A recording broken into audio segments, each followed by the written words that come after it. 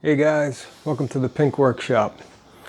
I'm going to turn this into a hardtailed Jaguar. If that sounds like something you'd like to see, stick around.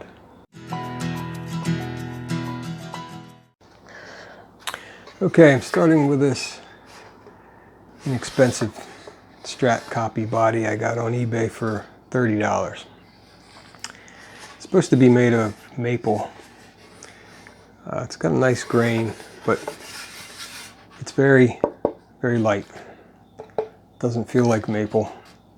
It's also very soft. I can run my nail through here and leave a big mark.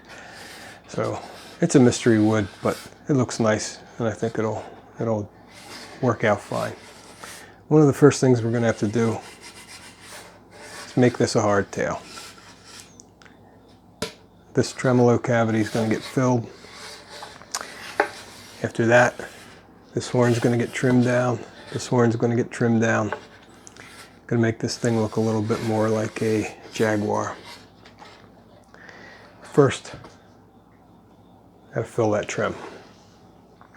We're going to fill that tremolo cavity with red oak.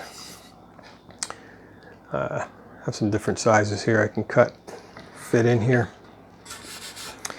And my original idea was to use this pack of wood.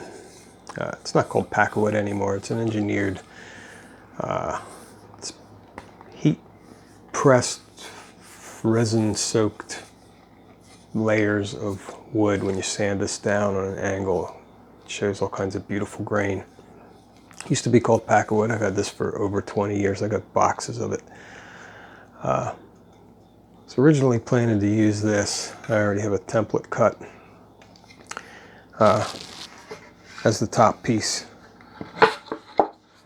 to go on here, which I might still do depending on how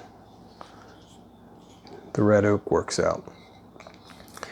It's funny, this piece of red oak weighs almost as much as the whole body. Tell you how light that wood is. Alright, to make our pre-routed Strat style body, pre-routed for tremolo into a hardtail, first thing we need to do is fill this cavity. And to do that, I'm going to use the red oak. First thing we need to do is make a template to cut out the wood. And for that, I use a regular sheet of copy paper. Okay, to make the template, simply lay the copy paper over the cavity, hold it down, and just take your finger, run it along this edge all the way around, and make a nice, easy to see, easy to feel crease, just like that. And flip it over. As you can see, I already did this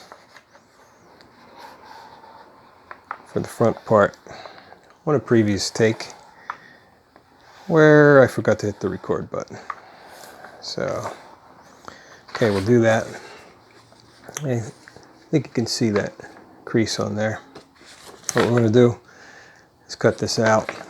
And when you cut these pieces out, just cut a little bit on the outside of that crease, because you want it to be a little bit wider rather than a little bit smaller, because you can always take away extra wood, but you can't put it back once it's gone. So just cut these edges off here.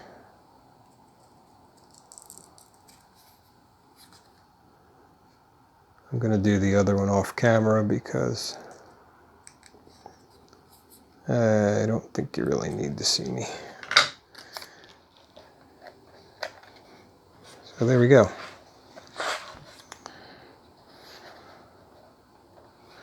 If I lay that on there, it should cover it.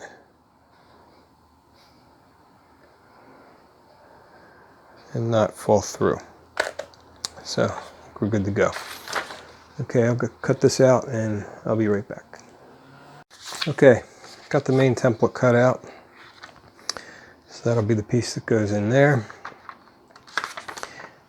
Next thing we're going to do is put this on to our piece of wood and use some double-sided tape to do that, and then cut this out, and then we'll see how it fits. Then we'll have to see about filling this part down in here and then cutting this piece out as well. So for now, I'm going to start with this piece, some double-sided tape, get ready to cut. Okay, almost have the double-sided tape on here. Put the last piece on. I don't buy expensive double-sided tape. I get this at Walmart for like $1, and 3M is I think 3 times that much for the same amount. So try to keep it less expensive as much as possible. Now, of course, this board comes cut from the mill, so I'm going to use the best looking side for this side. This part I'm going to put it a little bit in from the end here, because this was cut from the mill and it's rough. So I'm going to make my own cut along there and probably come out a little bit smoother. Just want to put that on there, flatten it out as best as possible. Same with this guy. Now with this piece I have the grain going the same way. This piece, grain's going this way. Well, I was thinking about using this originally, but that grain's going the opposite direction. But the thing is, the bridge will be covering that up, so we're not going to see it. But I think what I'm going to do, because it's just going to be easier to cut, is to cut it out of this piece as well. So we'll tape this up.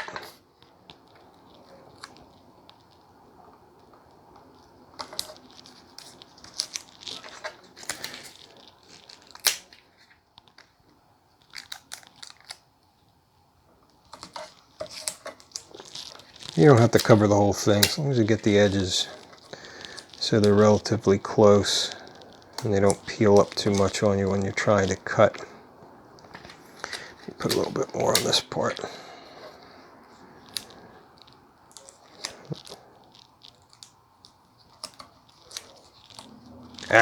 That's what you try not to do, is get too many bumps or creases in this.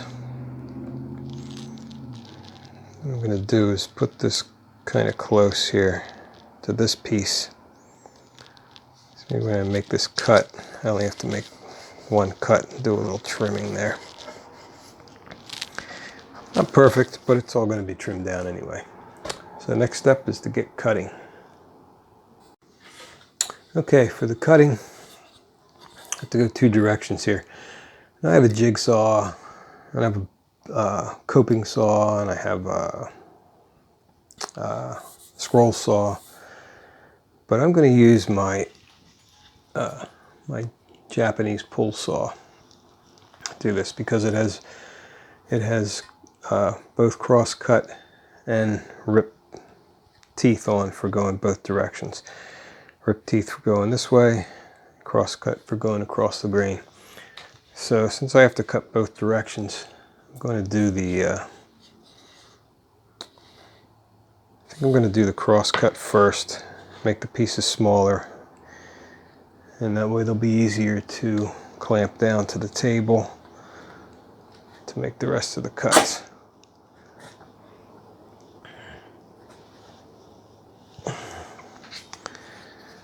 All right.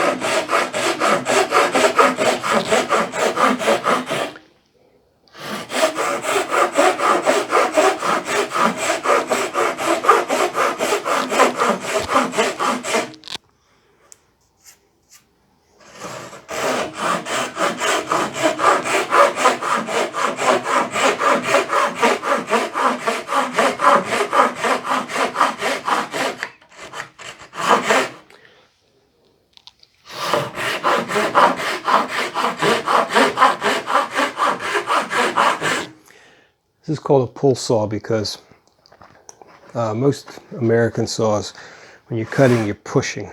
That's when you make the cut. This makes the cut on the pull. Actually makes really accurate cuts, and it's fairly easy.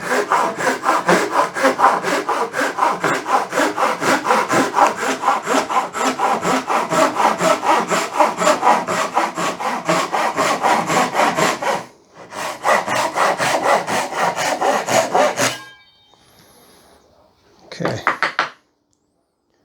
pretty nice. All right, while I have this on here, I'm going to cut this other piece off, and then we'll come back and do these other cuts.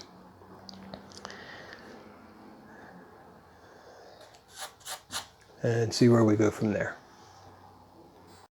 Okay. With this Japanese pull saw, like I said, it's very accurate. When you grip it, basically get the cut started, point your index finger as you pull, and once you get started, you start working your way along the wood. Just keep leaning it back, making more of a cut going forward, more of a cut going forward, and that gives you a nice straight line. And these things cut really nice, very little tear away. You can see how smooth this grain is compared to this from the sawmill. So that's why I have to cut this piece off at that edge as well. But next, what I want to do is make these rip cuts down the side.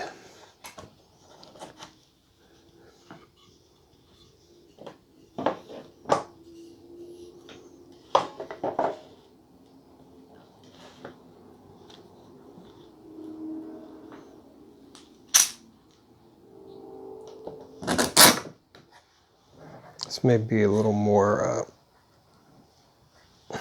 difficult. Now for this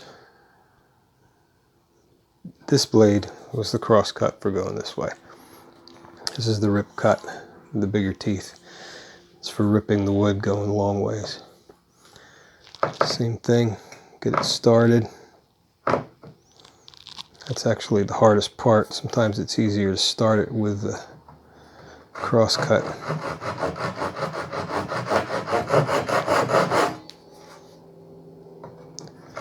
This thing cuts so well it might actually cut better with a cross cut too.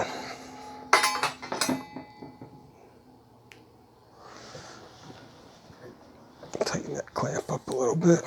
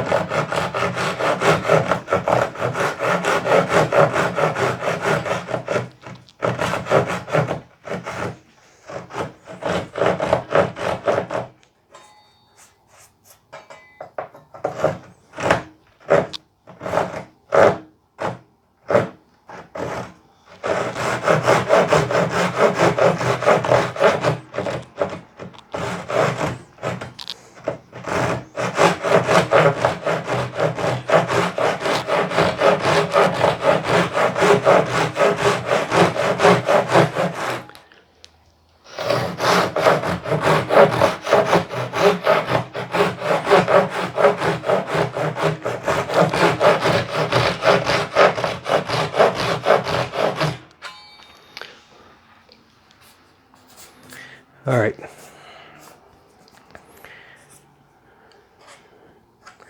As you can see, I'm actually kind of right against my line there, and I don't want to really keep coming over because that could mess my cut up. So once I start to lose my direction here, I'm going to flip the saw over and use this finer crosscut blade and just start to slowly move it over this way a little bit.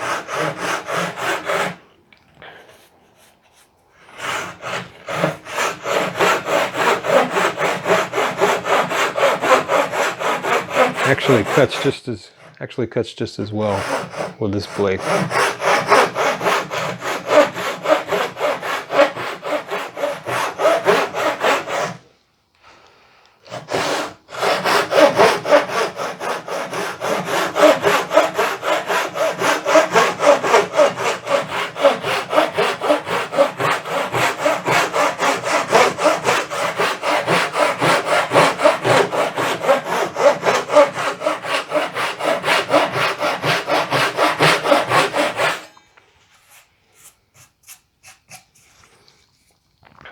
Check periodically on what I'm doing here. I'm going to just finish this up off camera because this takes entirely too long. I wanted to show you to cut this other piece. What I did was move to the other side of the workbench, clamp this down, so I'm working off of this edge. I used the rip blade on this. Started it with the crosscut blade because that makes a nice start. And I used the rip blade, come back.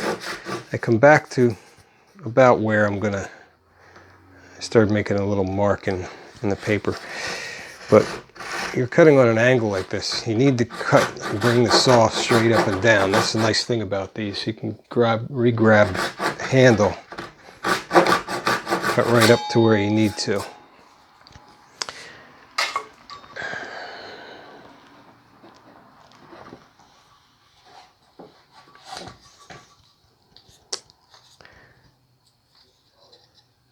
And apparently I cut myself somewhere along the line. Saw is sharp. These cost about 20 bucks on eBay. I have this one, and I also have another one that's a dovetail saw. It has a bar across the top. It's also good for these kind of cuts. But sometimes that bar prevents you from going too far down in the wood. This allows you to get a much deeper cut. So now I just need to cut this piece off and this piece off. Then everything will be done. Well, this piece, except around the corners. And that'll be in just a flash. Okay, pieces are cut. That Japanese pull saw makes some nice smooth edges. Now you might be able to see my cuts aren't exactly straight. It's tough. I'm still practicing, but that's what I mean. If you cut this template a little bit bigger, see, I cut kind of down on an angle here, and this is a little wide, so this is going to have to be sanded down probably to fit the cavity. But what I'm going to do next is sand these, round these corners off. Same on this guy. And this one I might actually round a little more off this edge here. Make it a little more close to size. So that's the next step. Okay, down in the downstairs workshop today. I'm going to be doing some sanding. This is where my workshop used to be, but we get some water in this basement sometimes when we get heavy rain. So pretty much my wife gave up her jewelry studio for me to have a guitar workshop, which is why I have a pink workshop. She said I could paint it, but I said I'm just going to leave it the way it is. So what we're going to do is going to do some sanding on a little bit on my belt sander. I was trying to avoid this and do everything by hand, but just to speed things up, some of these parts are a little wide here, and I'm just going to shore them up a little bit on here. And then I'm going to use my rotary tool, or Dremel tool. It's not that Dremel, it's a Populo, which I got for, I don't know, it was under 20 bucks on Amazon. Really worth it. Came with the huge accessory set, and the most handy part of this tool is this cable that you plug in. You attach it like just a tool attachment, and it gives you the freedom to not hold on to this, just to hold on to this. So we're going to do some of the finer work with these sanding barrels. First things first though, trust me, when you're doing sanding, dust gets everywhere. You might not see a lot of it, you might think it's not, but I don't do anything that creates dust around my guitars and my amps and anything like that anymore. I do it down here. So safety first, you want safety glasses, you want a mask. Trust me, I went for years thinking I didn't need a mask. You can't believe some of the stuff that goes up your nose. So take my advice, use a mask, be safe.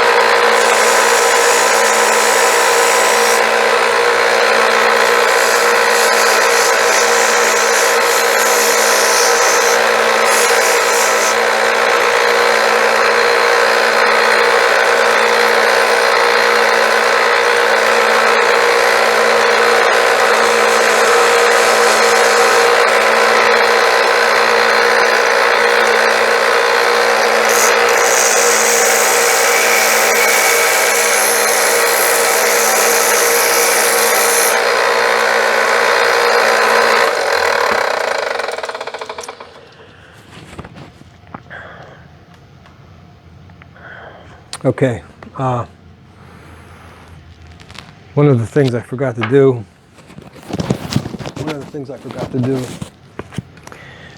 was to hook my vacuum up, because I don't know if you can see it, but there's dust everywhere, and even with these glasses on, it's still getting in my eyes. I also want to point out that you have to watch what you're doing with this sander. This can take off a lot more material than you want to take off very easily. So I tried to do this edge a little bit here where it was, it still is a little proud there. But I'm going to test fit this. Well, I have another corner here to do. And you can see I didn't get right up against that paper template. And remember, we made the template a little bit big, so we had some room to play with. But I'm going to use the vacuum this time.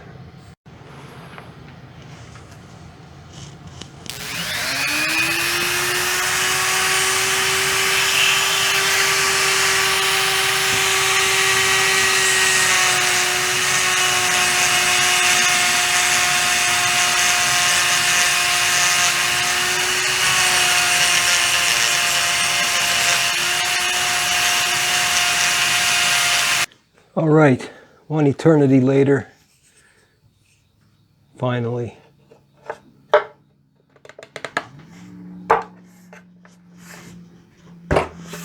There it is. Not perfect.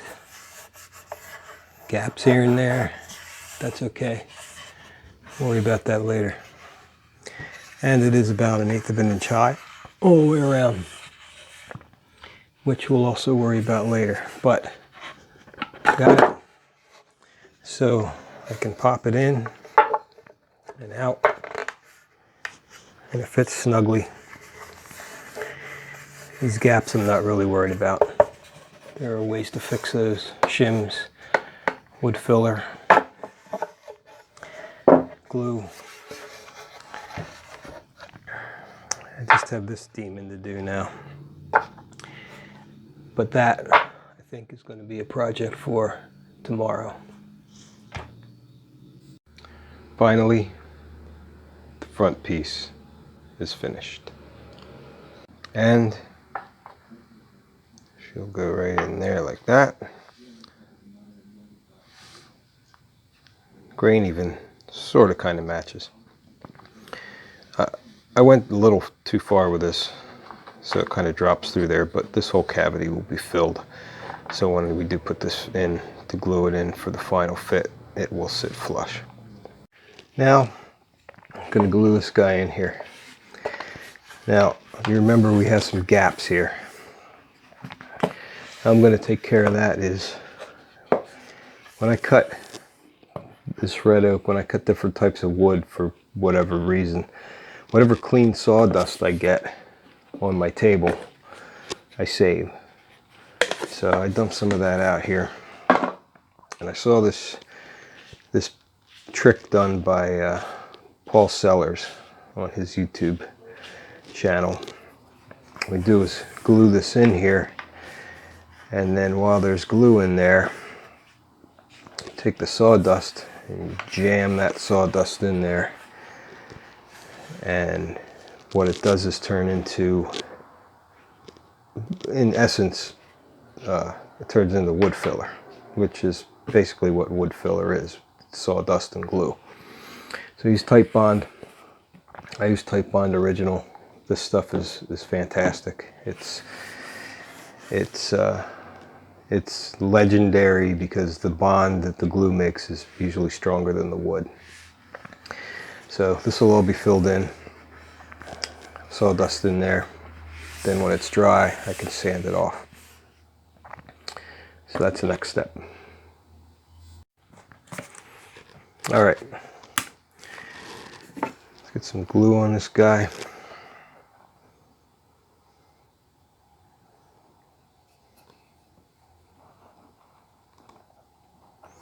Glue it up all around, and it's good to have a towel or paper towel, something around that's wet, pre-wet. Put some glue in here too.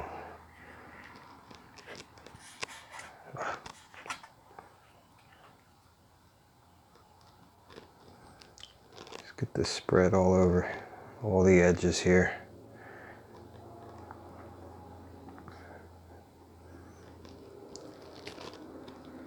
So there's glue all the way around.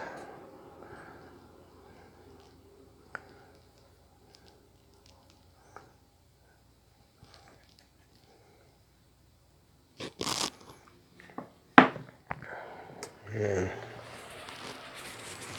also, it's good to have I make a cotton towel.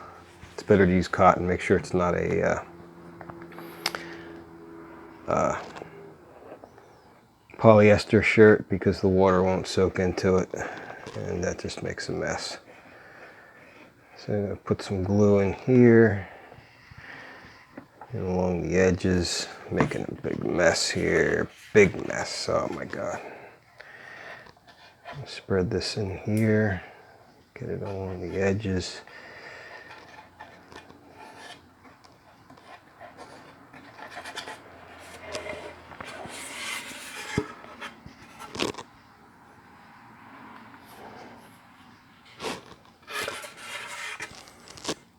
Some more here.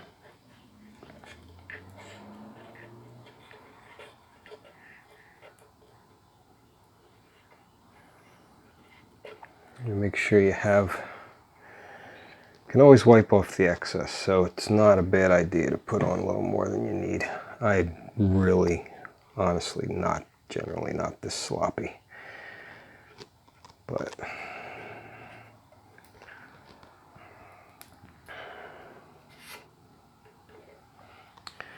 all right.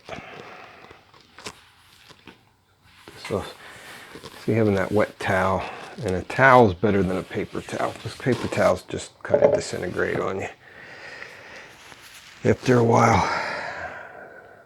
You take this, in there, push it down as far as it's going to go. Wipe up this excess over here.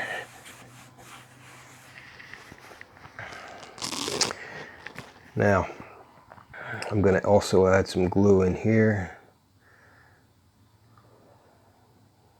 along these edges.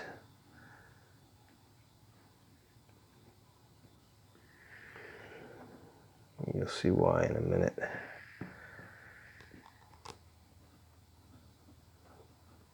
Fill that up with glue. Then I'm going to take this sawdust,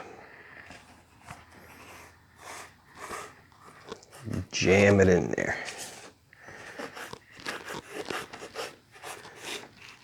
Just pack all these cracks and crevices with sawdust. Just jam it in there as hard as you can.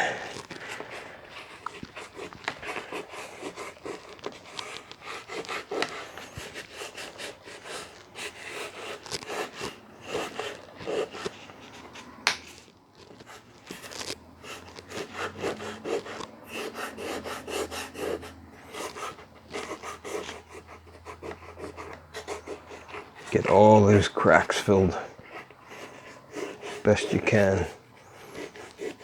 If you would happen to miss some after it's dry, you can always go back in, put some more glue in there, and do it again.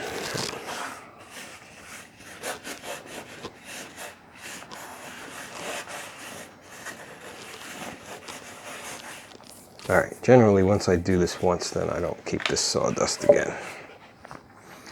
It gets a little dirty from the glue.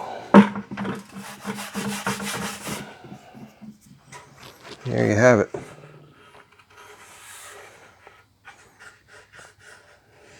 It's all filled in.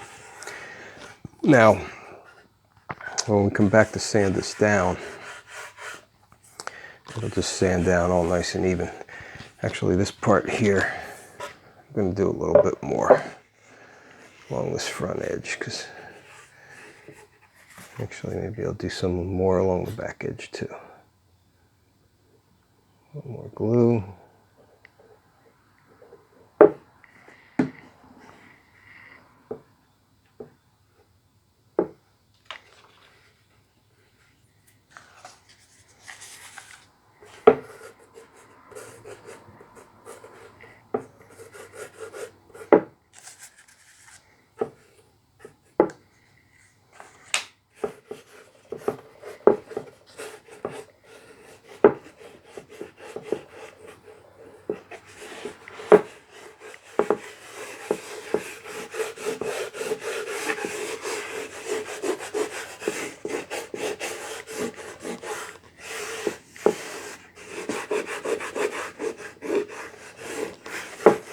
Okay, when we come back to sand this, if we need to put more in, then we'll put more in.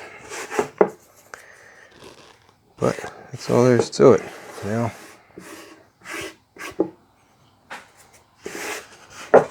just let it dry, and then we can sand it. Now, I'm not going to put this piece in yet on this side, because I'm not going to put it in because it's going to drop down in. Once this is dry and in place, I'm going to fill this in with more glue and sawdust and build up a little pillow. Then when we drop this guy in there, we have something to sit on and push it down flush.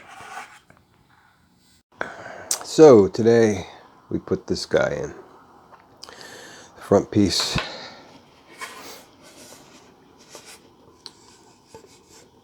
filling that hole. This is what we did yesterday. Dry, ready to be sanded now.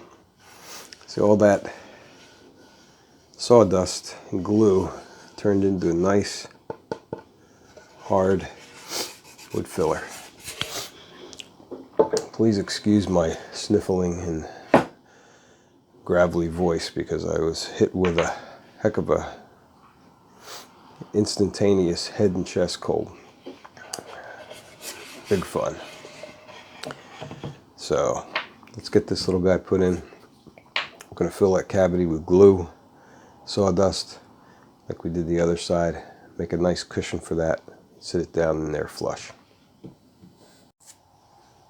Right, now to mix up some sawdust and glue and make a nice little filler for this hole. What I did was take some sawdust here. This is shavings, more shavings than, not the fine stuff I used before for the other side to fill cracks. This is shavings from doing planing and circular saw shavings. It's still the red oak. Mix some glue. I already have a little bit in here. Get it started. I'm gonna mix some glue in there. Kind of get it so it's all got a little bit on there. And then I like to use these oversized popsicle stick tongue depressor. Get these at Walmart for like $1 for a whole bag of them. Of course, I use that so I don't get it all over my fingers, which I just did. Why it's handy to have your wet towel ready to go. I'm just going to take some of this, put it down in here, kind of pack it down in there pretty good with a stick.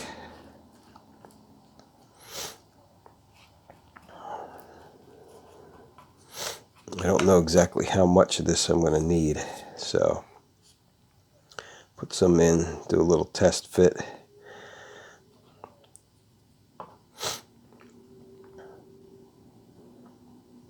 And I can push it down pretty good. Actually, it's almost flush there, so that's good. So I'm going to take a little more.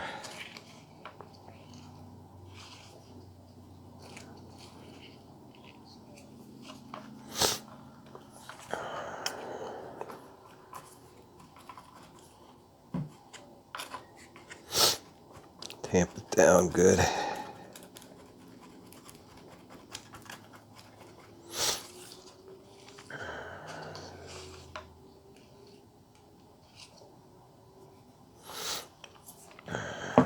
You want to make sure you have a good solid bed here.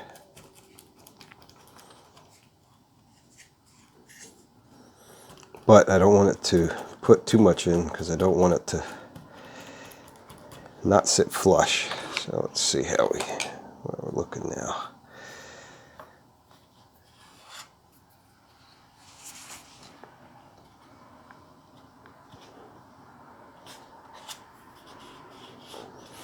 It's still a little low.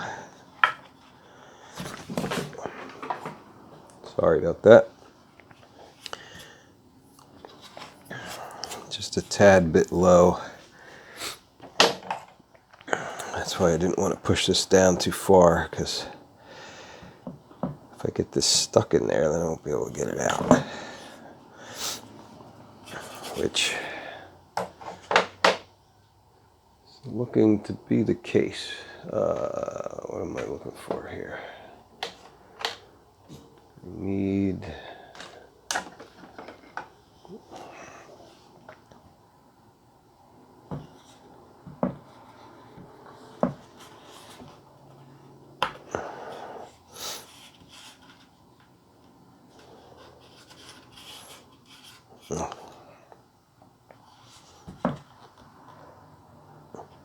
there we go.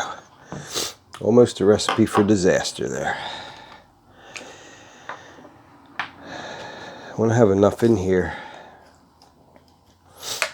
so it sits flush.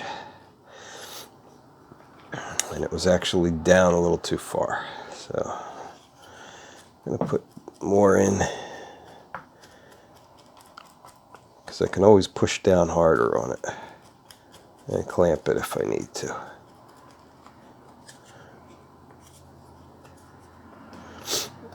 Alright, that looks better.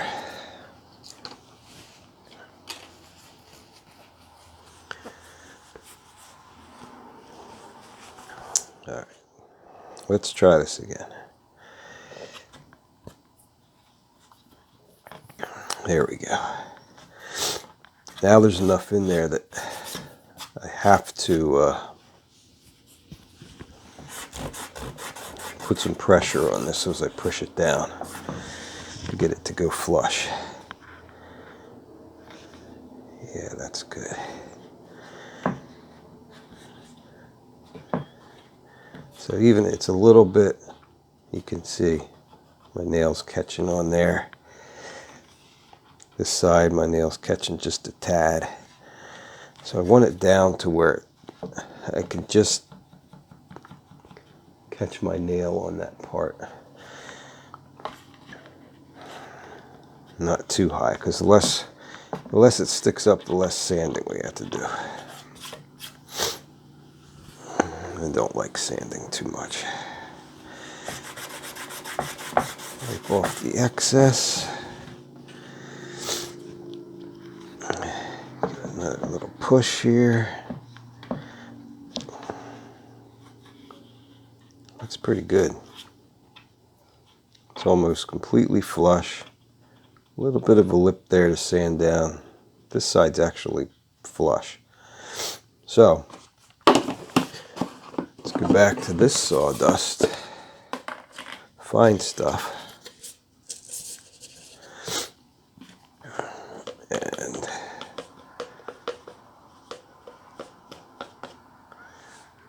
take a little bit of that. Take a little glue. Put it along the edge here because we have some gaps. Not a lot, but a little bit of a gap. Don't need too much. Take some sawdust, like we did yesterday.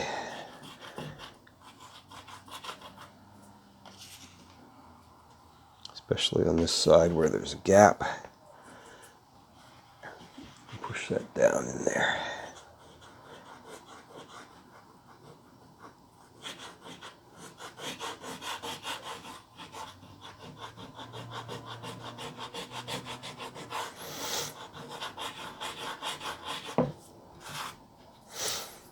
All right, there we go. Take the excess off.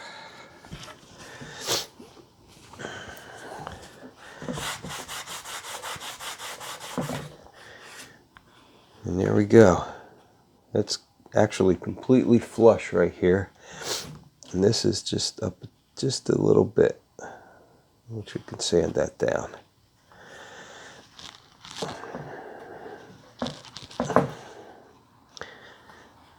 And actually I can actually push it down.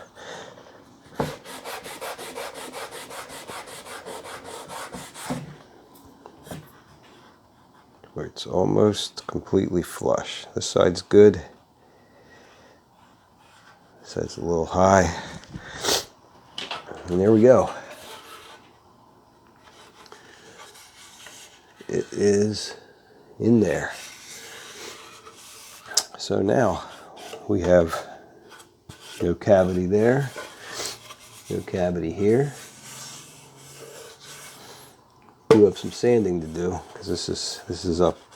It's about 1/16 of an inch, which is pretty high. But that's all going to get sanded down. This will get sanded flat. This part will actually be covered by the bridge, so you probably won't see most of this. You might see some of it. Bridge isn't that big.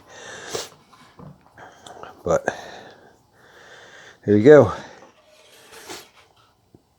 That's how you hardtail the hard way.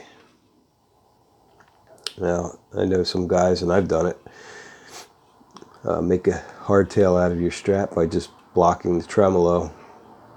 But I didn't want to put a tremolo bridge on this. I wanted to put a string through hardtail bridge on here.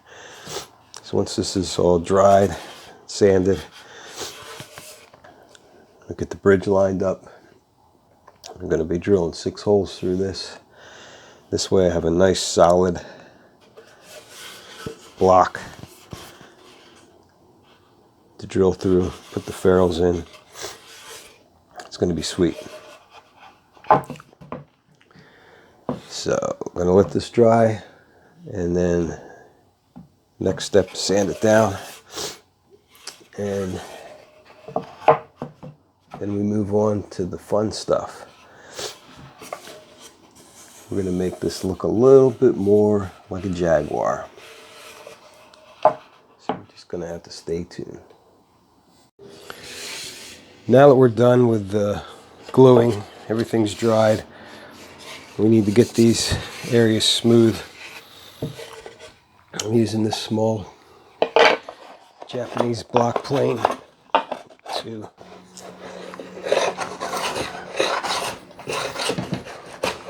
just got to get the little bit of high spots off here. So when it starts to roll over this like this and not really catching, not really vibrating, it's when you know you're pretty much level.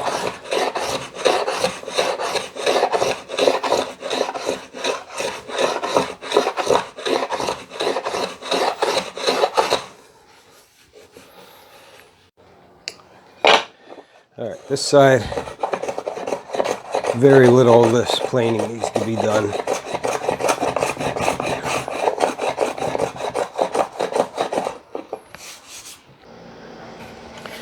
Now on to orbital sanding. Got this orbital sander on Amazon for about 30 bucks. It's really nice. Has this little bag, catches most of the dust, but still wear a mask because a little fine dust does come up. You can see it gathers on here. And by the way, that block plane I used, that little Japanese block plane, got that on Amazon for just about 9 bucks. Great little tool for smoothing out wood. All right.